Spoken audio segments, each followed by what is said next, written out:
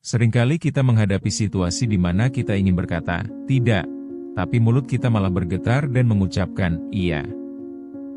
Misalnya, ketika teman ngajak hangout padahal kamu sudah capek dan pengen istirahat. Kamu bilang, "Ya sudah, ayo," sementara dalam hati menggerutu, "Kenapa sih aku gak bisa tegas?" Ketegasan bukan berarti kita jadi orang yang garang atau harus menjauhkan diri dari orang lain. Sebaliknya, ketegasan itu adalah tentang menghargai diri sendiri dan pilihan yang kita ambil. Untuk itu, penting sekali mengetahui cara-cara yang tepat agar kita bisa mulai berani bersuara tanpa rasa takut berlebihan terhadap pandangan orang lain. Mari kita mulai dengan langkah pertama yang sederhana namun berpengaruh. Pertama, sebelum melangkah lebih jauh, penting untuk mengenali apa yang sebenarnya kamu mau. Nah, banyak dari kita yang justru bingung dengan keinginan sendiri.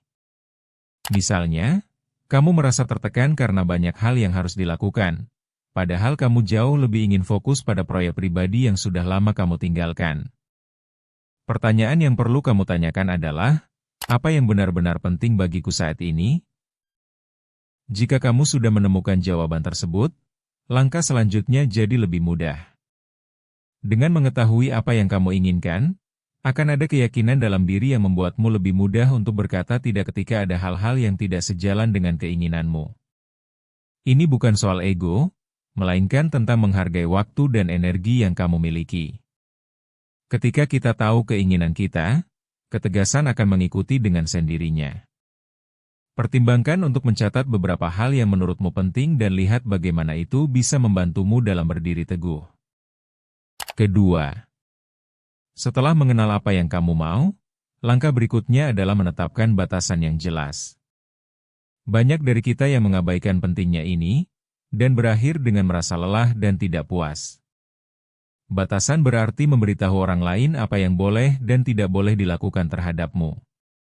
Misalnya, jika kamu tidak nyaman dengan pembicaraan yang terlalu personal, katakan dengan tegas bahwa kamu lebih suka fokus pada topik lain. Ini bukan hal yang mudah, namun sangat perlu. Menerapkan batasan akan memberi kamu kontrol lebih atas hidupmu. Coba bayangkan, jika kamu bisa mengatur ruang pribadimu, tentu akan ada lebih banyak waktu untuk apa yang kamu cintai. Ini mendukung proses tumbuhmu secara positif. Ketika orang lain tahu batasanmu, mereka akan lebih menghargai pendapat dan keinginanmu, bukan malah menjauhkan diri dari dirimu.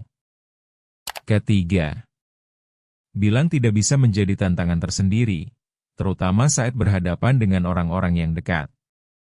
Namun ingat, berkata tidak adalah bentuk penghargaan terhadap diri sendiri. Misalnya, jika ada tawaran kerja lembur tetapi kamu sudah merencanakan waktu untuk dirimu sendiri, ingatlah bahwa kadang kamu perlu untuk menjaga kesehatan mentalmu. Katakanlah dengan lembut tapi tegas, "Terima kasih, tapi saya tidak bisa mengerjakan itu malam ini." Saat kamu terbiasa bilang tidak, kamu memberi sinyal yang jelas bahwa waktu dan energi kamu berharga. Ini akan membantumu menghadapi penilaian orang lain yang mungkin muncul.